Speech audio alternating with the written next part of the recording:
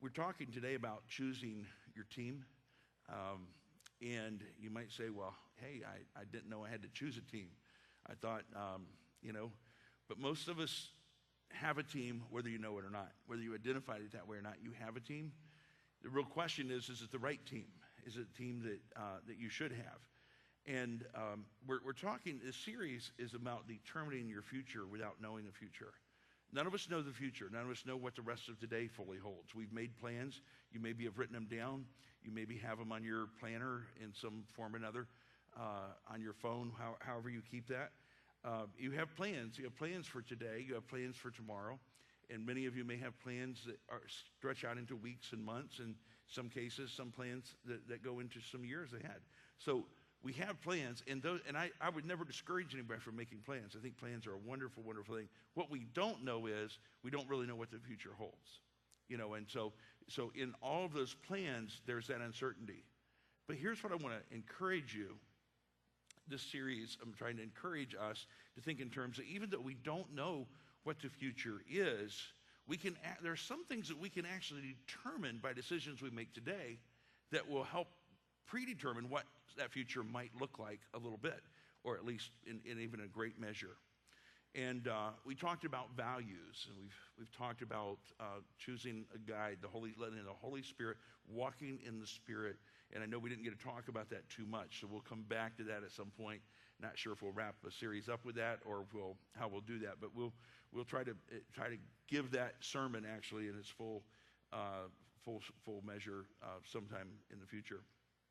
But the truth is that we all not only need to operate by our values, because the values you live by will determine so much about where you end in your life, what's the direction of your life and where it ends. Who you let speak into your life, your guide. Is it going to be God's Spirit, God's Word that speaks the guidance into your life you need? That's going to make a huge difference in the outcome of your life. And today, we're talking about choosing your team. And I'm just going to tell you, the team that you have around you, the team that you have investing in you, is going to make a huge difference on how your life turns out. And so I want to give your memory verse to you. It's from Proverbs 27, verse 17. Some of you maybe even have this memorized. It says, as iron sharpens iron, so one person sharpens another. If you happen to be seated near someone that's related to you, whether that's marriage or a sibling or a parent or a child, there's a high likelihood that that person next to you is someone God has used as sharp iron to sharpen you. And sometimes when we're being sharpened, it's ouch. And sometimes we get mad. Sometimes we don't like it, and sometimes we feel, picked on. But the truth of the matter is, God will use the people around you to help shape you into the person He's hoping you become. And sometimes you might say, well, why in the world did, I get the parents that I got? Well, I'm pretty sure that God felt like there were some things that they needed to shape in you. And maybe they did or didn't do it, but if they did their job right, they made you a little sharper than you would be if you hadn't had those parents. And even if there's some things you had to learn by their negative influence, still God used that to somehow sharpen your life if you allow Him to. We have to allow Him to do that. And so, as iron sharpens iron, so one person sharpens another. And I'm really tempted to have you turn to somebody and say something, but I think I'll bypass on that one right now. We'll try to start a fight later. Okay? So we're going to talk for a little bit about the different types of people that you might want to have on your team. Who is it you might want to have on your team? Before I do that, I want to just clarify with you, that you do have a team. Let me ask you, how many of you have a doctor? You have a doctor? Okay. Some of these people need help. I ask questions so I know everybody could raise their hands, because I know we have very rebellious people in this church who just refuse to raise your hand about anything. But anyway, I like it. It's good. I like rebellious people to a degree. Okay, as long as you're rebelling about the right things. Pretty much everybody has a doctor, probably here anyway. But it's funny, whenever we say, I'm going to the doctor, if we're going to our doctor, we tend to say, I'm going to see what? My doctor. My doctor. You're going to see my doctor. And so I wonder if you went up to your doctor and said, you're my doctor. He would go, yeah, I am, but I'm also about 300, 400, 500 people, other people's doctor. But in our mind, he's my doctor. Whenever you're in a class, the person who's up front teaching is my teacher. Doesn't matter how many other students are teaching, they're my teacher. We call them that. And then if you know somebody well who you frequently hear them say this, you might want to depart from them sooner than later. But if you have a friend who's frequently saying, my lawyer, they might really have a lawyer, and they're looking for ways to put him to work, and you might be a project they're looking at. So you might want to separate yourself from them. But if you have a lawyer, we need lawyers for good reasons. I will have to tell you, I heard I was in a setting where a lawyer was present. It was just doing a little deal, and he had to sign some papers. And the guy that was across the table, he said, do you mind if I tell a lawyer joke? And the lawyer said, oh, no problem, And so here's the joke. He said, in heaven there were these two people that fell in love. Now, don't worry about the theological correctness of this joke, okay? Because it isn't theologically correct. But it is a good joke. And so this couple came to St. Peter and said, hey, we just have fallen in love. We want to get married. Peter said, I think you ought to think about it a while, So he kept coming back day after day and going, man, we've thought about it. We really want to get married. And so after they harassed him so long, and finally Peter said, well, look, he said, I've got a pastor arriving today. I'll let him, when the guy was telling this joke, I'm going, I hope it isn't me. I hope I'm not the pastor arriving today. But anyway, he said, I have a pastor arriving today. I'll let him perform a ceremony. But I do need to warn you about something. He said, don't even think about getting a divorce. He says, because it doesn't look like we have a lawyer arriving anytime soon. Anyway, yeah, listen, all of us in that room busted out laughing, except the lawyer.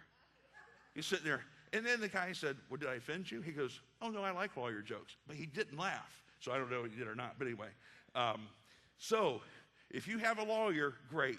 Just don't go around advertising it too much, because people might be going, man, I'm looking for a lawsuit here, and I might be their next project. My pastor. Now, I would hope that you would say my pastor when you're referring to me, because I don't like a lot of titles and things like that, but I believe in the title of pastor. I believe in that title. I believe it's a very, very important role, very important thing. And so I think it is important for people to be able to say my pastor. And so that's I view that as very positive from my angle. My parents. And sometimes you might be sitting with your siblings, and have you ever had this happen? Because I've got several siblings. We sit, and my sister is the one who will tend to do this. My brothers will all be sitting there or something. She'll go, well, my mom, I'm like, your mom? I think she's our mom too, But it's very, for her, it's like my mom or my. And I remember when she was just like 2 years old, we had moved to Florida after my father's death, and we were going to Miami for some reason. So we're saying, well, how far is Miami? Every time we would say Miami, she would go, no, it's Miami. We go, so then we started, playing with that as a 2-year-old, getting her to, but it's like she would hear us say Miami. She would, no, it's Miami. So there's something about us. We want to have my, whatever it is, my, and so my parents, they're your parents, no matter who else's parents they might be, they're your parents, and you're, claiming that ownership. We recently did a memorial service for Frank Dodson here at the church. And for those of you that knew him, it's a great, great loss to us and to the community as a whole. Tremendous investigator with Columbia County. But he was known by a lot of people. I said in that service, I said, I think that he was everybody's personal cop. And we probably, when we get to heaven, we need to apologize to him a little bit for that, because I think we probably sometimes made him feel like he was most useful if he was wearing his cop badge or something like that. But it's like almost like every time something would happen, a little bit had to do with anything, anybody needed legal advice or something. Have you called Frank? Have you called Frank? They didn't say, Frank's my cop, but that's how everybody acted. They had their own personal cop if you knew Frank, my cop, my coach. But you get the idea. All of us have a number of people in our lives that we consider this is my coach, this is my teacher, these are my parents, this is my pastor, this is my this, my that. And there's nothing wrong with that. In fact, that's how God wired us to actually need people around us to advise us and to help us. And so there are 4 types of people to have on your team. If you've never thought of it this way, I'd just like to encourage you to go with me on the team concept. And the first one is models. And I'm not talking about models from Hollywood or models from, Vogue or wherever else they might be from, but models who inspire you by their examples. Models that inspire you by their examples. Sometimes, and it's in our culture, it's very true that we don't always grow up with perfect examples in our home. In other words, you maybe didn't grow up in a home where you're going, well, I want my marriage to be just like my parents. Maybe they divorced more than once, or maybe there's other things that happened in the home that made it very unpleasant. And so you're thinking, I don't want to have a marriage like that. You can learn from their negative examples and maybe some good things, but so what you do is you find people who are living out life in a way. It doesn't have to be marriage. It can be in any area of life. You look at people and you go, I love how they are raising their kids. I love how they're, handle their finances. I love how they go about living life in this way, whatever it is. And they inspire you. Well, those are people that you need to begin to zero in on a little bit and begin to focus on what are the elements that make them so attractive to me. What is about this model? And let them model. Sometimes it's very important if you know them well enough, or even if you don't know them, it can be good to say, would you mind if I even sat down and talk to you, kind of interview them and learn some things from them. I've typically found most people who are living as good examples are not so much thinking they're good examples, they're just living their life and endeavoring to do it the right way. So when you come up and say, hey, I really love how you're raising your kids, could I sit down and just talk to you a little bit about that? And maybe if you don't mind, I have a yellow pad here or something, I'm going to take some notes. I don't think most people are going to go, get out of here. That most people would be, first of all, a little shocked that you thought they were a good parent, and then a little shocked that you wanted their advice, but then humbled in a good way to go, you know what? I'll tell you what I'm doing. I don't know if it'll be any help to you, but I'll share with you. Most people are willing to share. And so whoever it is, that whatever it is in your life, you feel like maybe I lacked that growing up. Maybe I didn't have this input growing up. Look for good models and learn from them. Sometimes you can learn from models without ever interviewing them. You can observe enough. And I don't mean, stalk them or something like that, but I'm just saying, but where you carefully observe their behaviors in such a way you're going, man, I can implement some of that in my own life. Mentors. Mentors are people who intentionally coach you.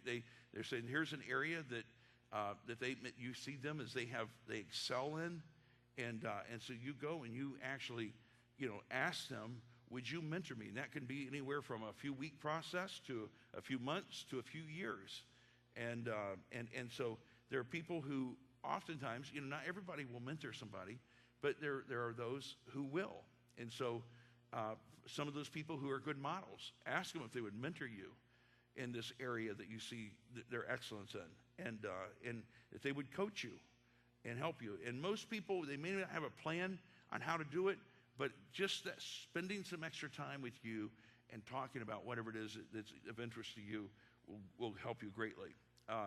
The third one is partners. These are the people who share the dreams you have, and they work with you. They actually help you.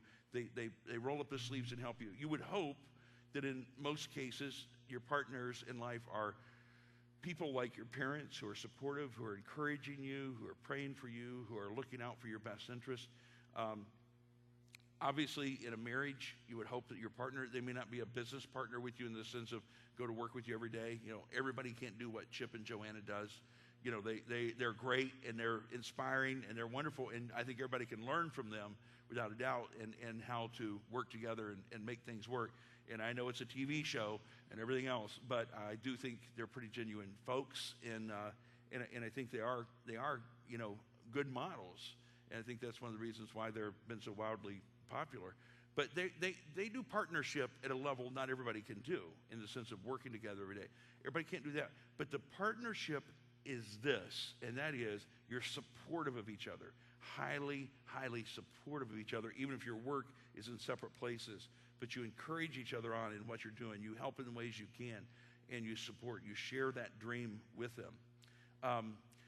2 Corinthians chapter 6 and verse 14 says this: do not be yoked together with unbelievers, for what do righteousness and wickedness have in common? Or what fellowship can light have with darkness? And I wanted to say this as a word of great caution. Be very careful about who you become a partner with. Marriage partner, or a business partner, or where you're signing documents where you're partnering with somebody, with something. Be extremely careful about that, because once you've partnered with that person in that sense, you're linked together. You're linked together until something legal happens to unlink that, and you hope it's a good. It changes in a positive kind of way, and it can happen, and it does happen. But I just say be very, very careful about those kinds of partnerships. Be wise, get good input.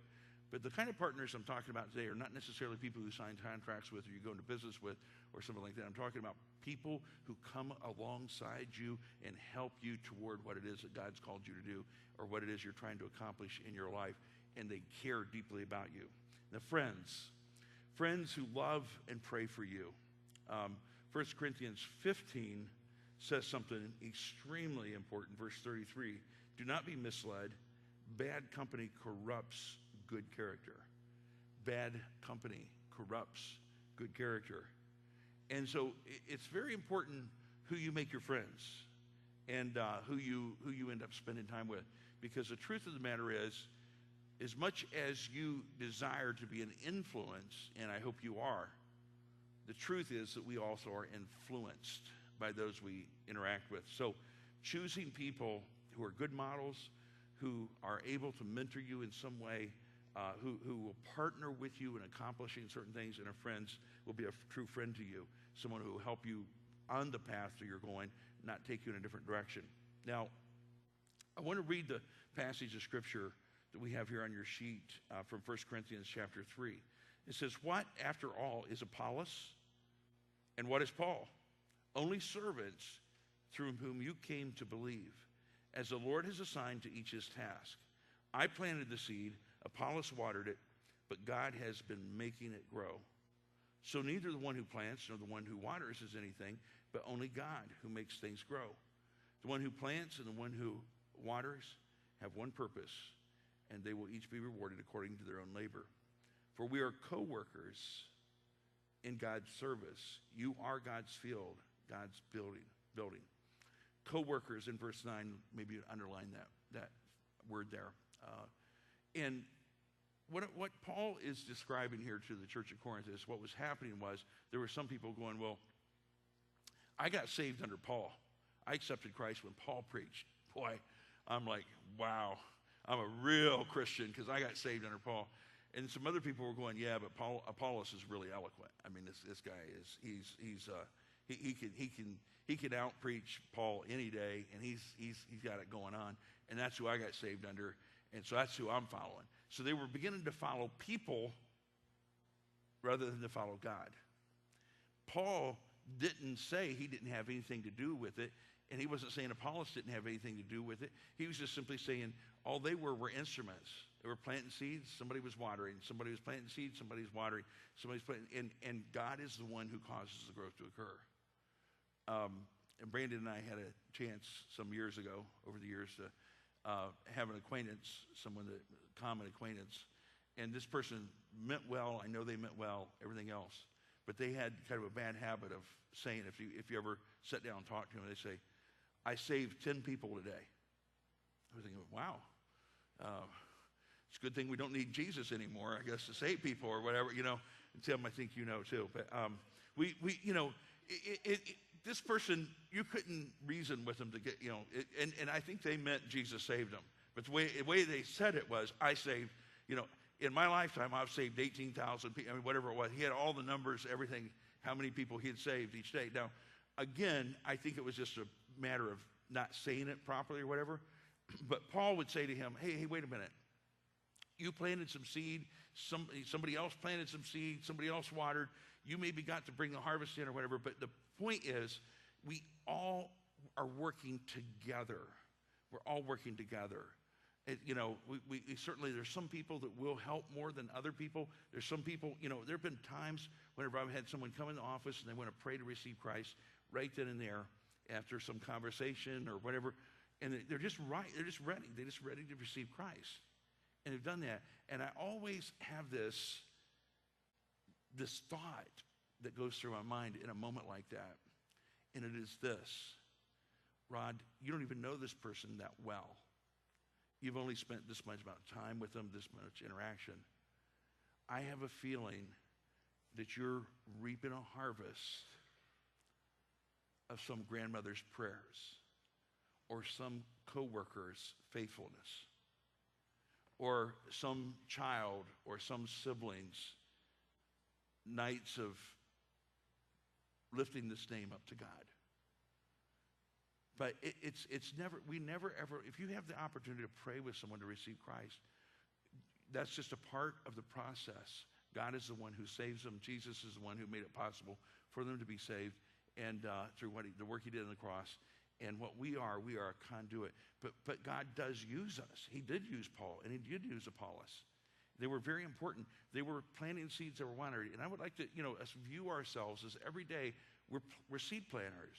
And sometimes we water. Sometimes we have a conversation where someone may actually pray to receive Christ. But the truth of the matter is that we are available to be helpful to other people on wherever they are in their journey. And then for those of us, particularly, I'm talking about you building your team, who is it that you need? Don't get an Apollos or a Paul and go, well, I'm just following them until I drop. I'm following.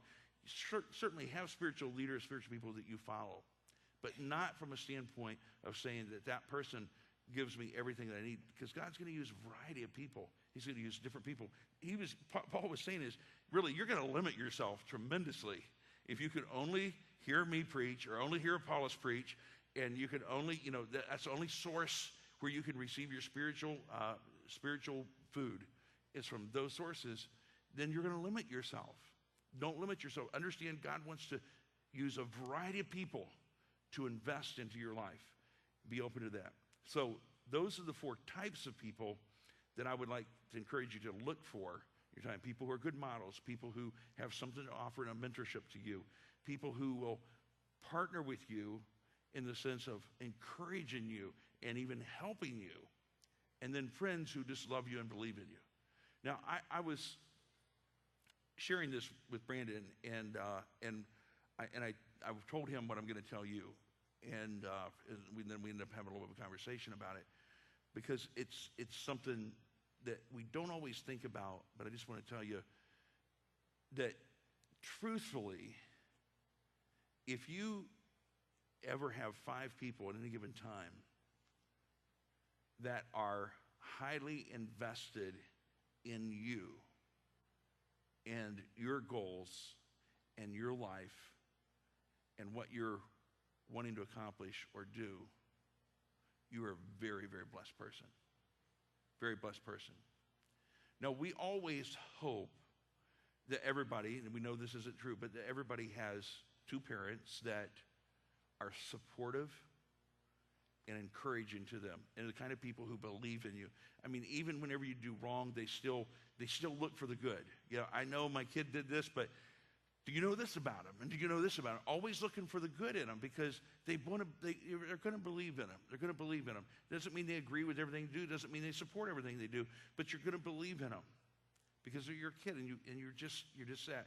There are a lot of moms will have a tendency to fulfill that role across the board more than even dads do. But good dads fulfill that role too. Okay, and I know we have a lot of good dads here this morning, so I would encourage you to remember God can use you in that way.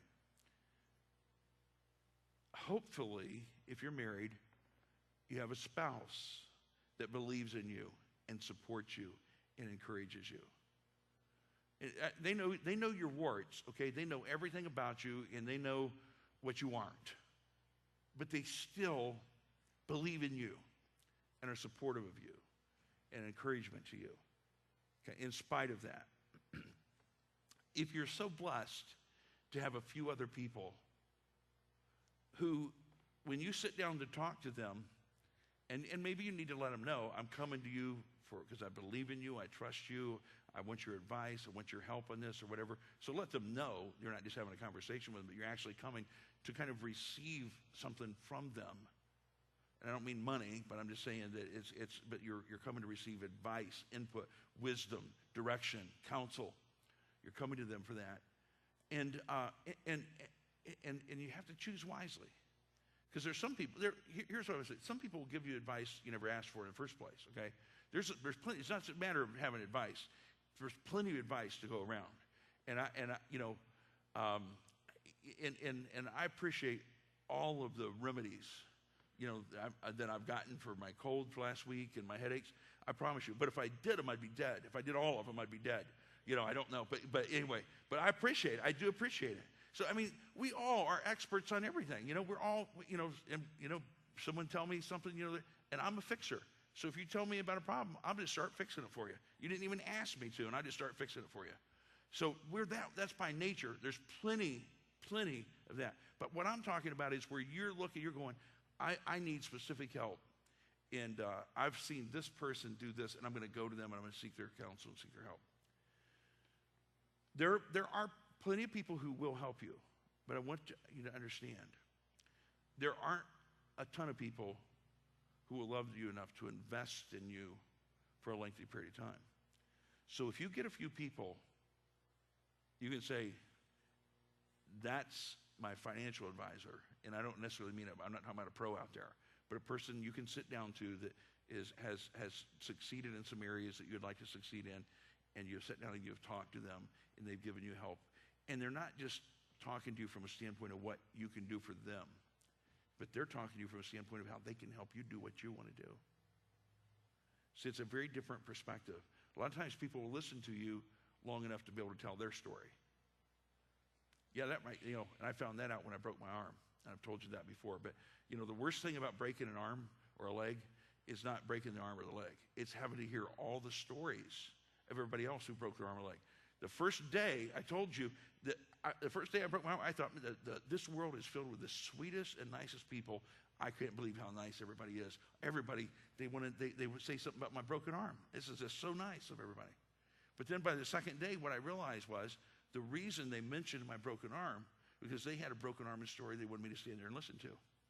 And I'm talking about strangers in Walmart. I'm talking about any place you go.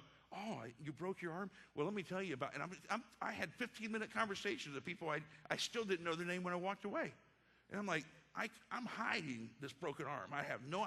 I can't do anything. I can't go in public. I can't, because everybody wants to tell me their broken arm story. And so the truth of the matter is, we have to find people who are not interested in just telling you their story, but they're interested in your story.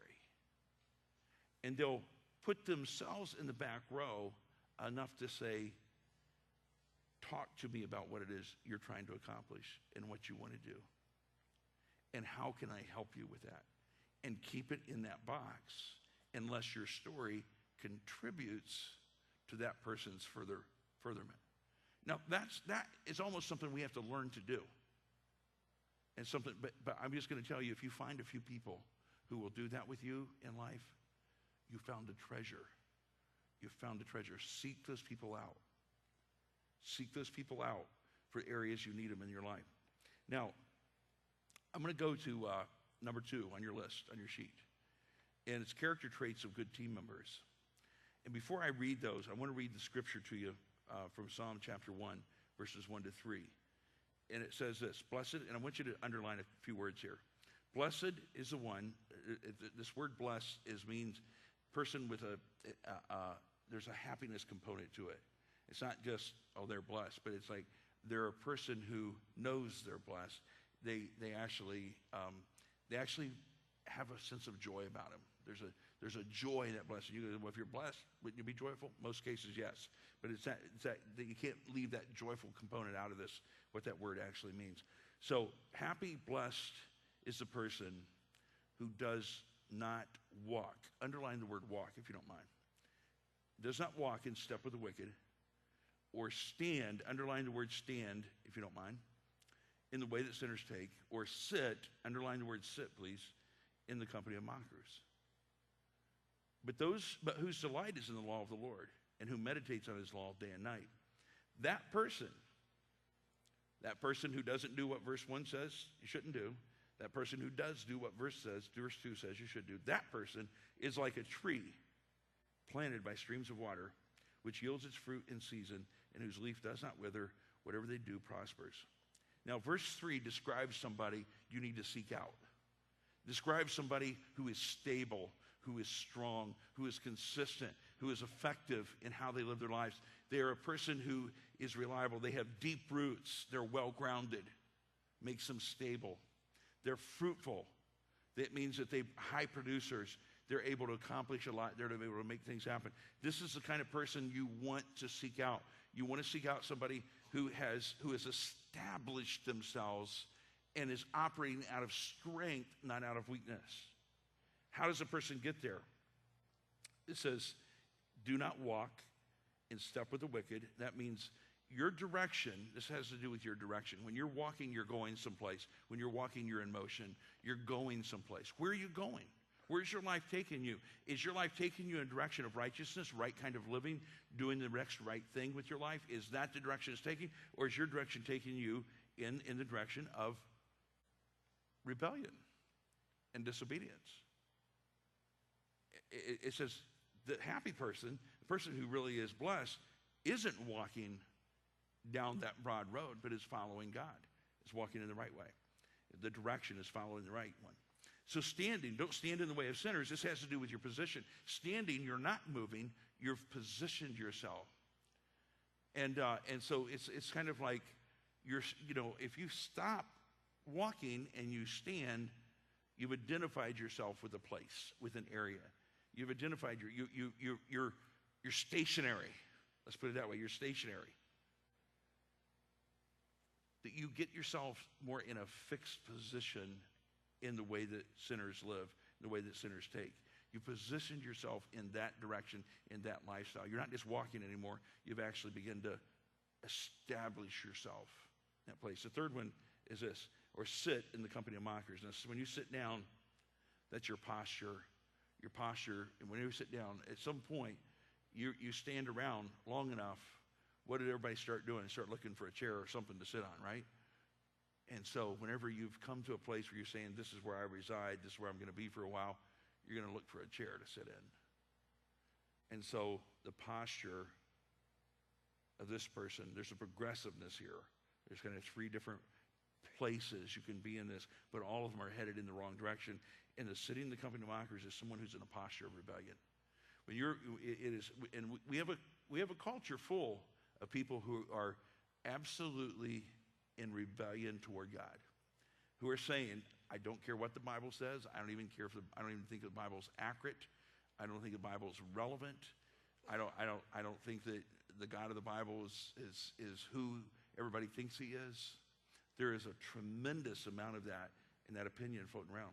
I just want to tell you, and everybody here you hear it. You're affected by it in some measure because it is just thick in our culture. But I want to tell you this.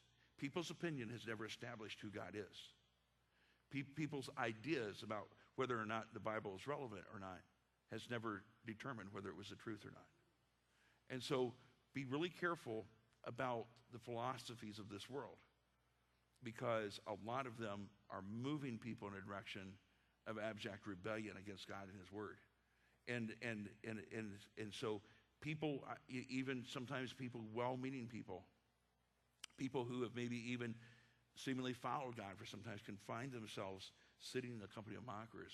They're actually saying, well, yeah, the Bible may say that, but I think this. I mean, do you really want to stand before God one day and say, I know the Bible said that, but I think this? Because what we're doing is we're positioning ourselves as one who knows more than God does. So this is some very, very important things to think about, and in particular as it relates to people that you allow to speak into your life. So character traits of good team members. A, choose people who want to love and serve God. If your goal and your intent in life is to love and serve God in every area of your life, then you want other people who want to love and serve God. Choose people who are committed to growing in character. Growing in character means that they haven't been stagnant for the last 5 years, last 10 years. It's real easy for us to develop to a certain point and then stop developing. I heard something when I was a very young pastor in my mid-20s, and I was at some kind of a conference, pastor's conference, and I heard this guy who is probably my age now, speaking, and he was saying that he was talking about being an ongoing learner as a pastor, continuing to learn, continuing to grow. And he said that most pastors prepare sermons, and when I say this, and I'm not throwing anybody under the bus here because I really don't know, but this is what he said. He said most pastors prepare about 9 years of sermons, and then they move to another place and just repeat them, another place and repeat them. They don't keep studying, they don't keep growing.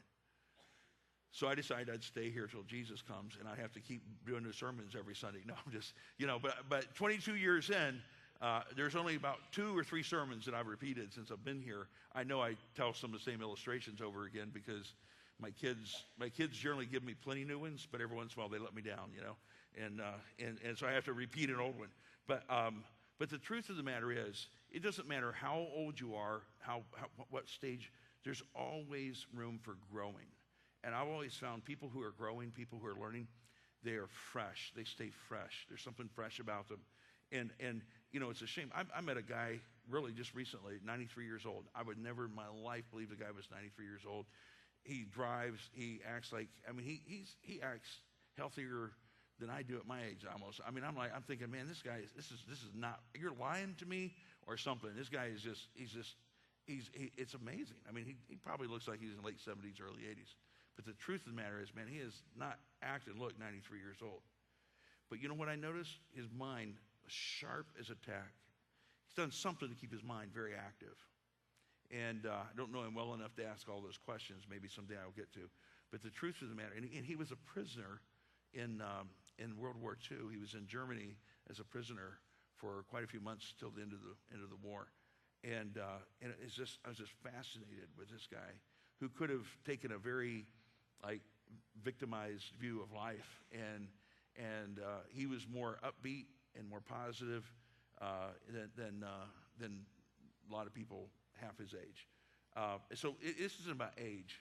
This is about growing. Don't ever quit growing. As long as you grow, you'll have something to offer other people. Find people who speak in your life that are growing. If I ever sat down with somebody and I asked them advice on something, and they acted like they'd already achieved everything, they already knew everything, it was all done, then I'd probably look for a way to get out of the meeting. Because I enjoy hearing somebody who is very accomplished at something saying, now I'm still working on this. Here's what I know about it, but I'm still working on this. If you're not still working on something, something's not right. You've become stagnant. See, people who do what's right even when it's hard. Don't you respect people who will do the right thing even when it's hard? It's easy to do the right thing when it's easy. That's simple. It's like, well, no skin off your knuckles on that one. But if it's going to cost you something, will you still do the right thing? Those are the people you want to follow. Those are the people you want to get input from, who will do what's right even when it's hard. And then the D is people who handle criticism by focusing on God. Realizing that people are always going to criticize. The truth of the matter is, I think it's good to be open to that criticism, to receive that, but it's also very important to realize that ultimately we are accountable to God. I'm accountable to God. I can evaluate that criticism, I can understand it, but sometimes people crumble under any criticism. Don't crumble under criticism. It's easy to do. But remember, you're accountable to God. Be open to criticism, but don't let criticism define you. Let God and what he says define you. People who take bold risk in faith. People who aren't afraid of some risk. Now, I don't mean people are careless, but people who take bold risk in faith. I don't know whether you need advice spiritually, but there are plenty of people here who can give you some sound advice spiritually. Not because anybody has arrived, but because some people have traveled the road a while and are still learning an awful lot. And so we'd love to hook you up if there's somebody you would need in that area.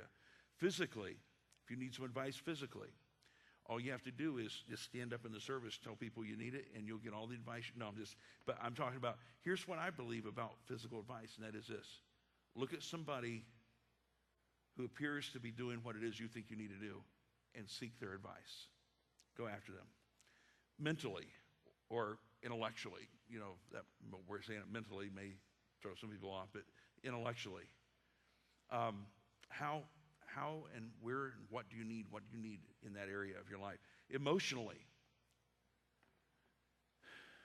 I would say be select who you pick to help you with emotional stuff, because emotions are very defining, and we all have them, and some people handle them a whole lot better than others.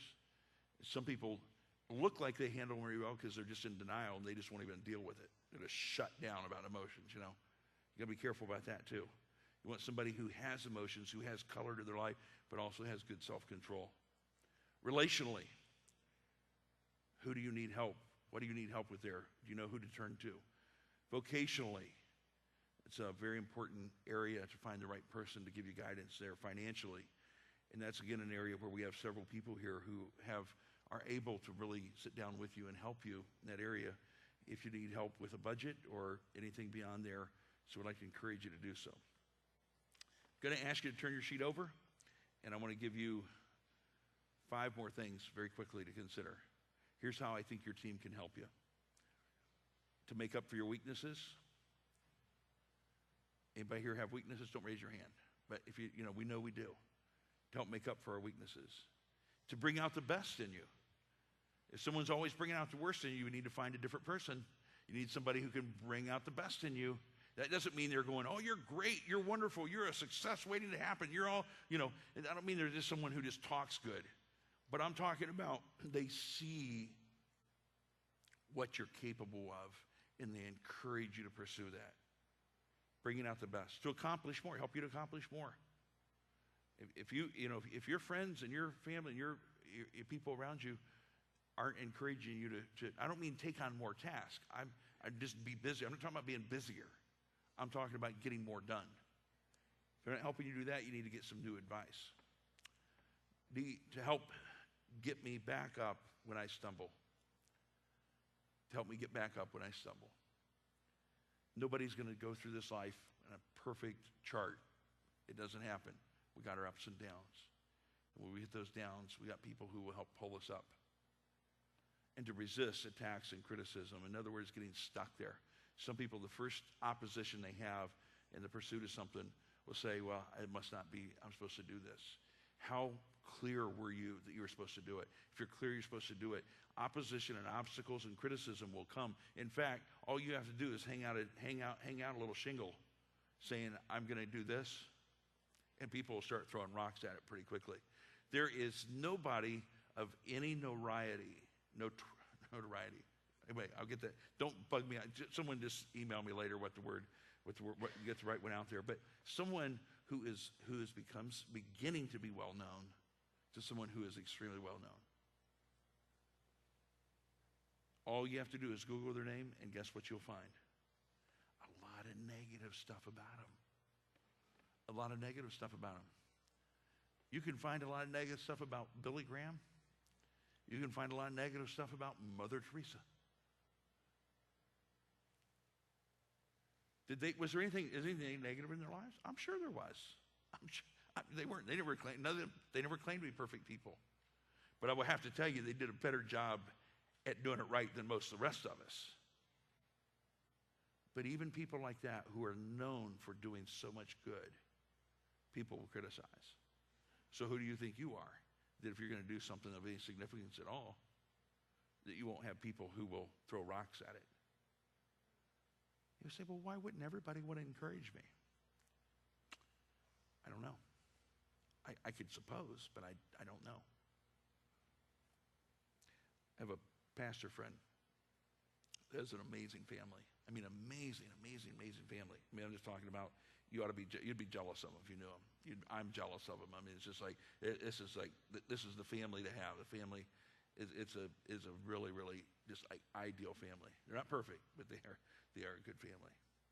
And he was running into some opposition in his church, and there were some people just were a little unhappy, and nothing of any moral issues or anything like that. It just was practical stuff, whatever it was. Probably music was too loud or something. Whatever, I don't remember what it was, but stuff like that. And I said, well, man, I would want you to be my pastor just because of your family. I'd be like, I'm all in. I mean, I don't know everything about this person, but I'm going to go, that guy has got something going on to have a family like that. That is an amazing, amazing family. And you know what he said? He says, sometimes that works against me. I said, what? I mean, I was just like shocked. He said, well, not everybody has a good family and a strong family. And so sometimes there's a little bit of jealousy of that. I thought, wow, we human beings are human beings, aren't we? We are.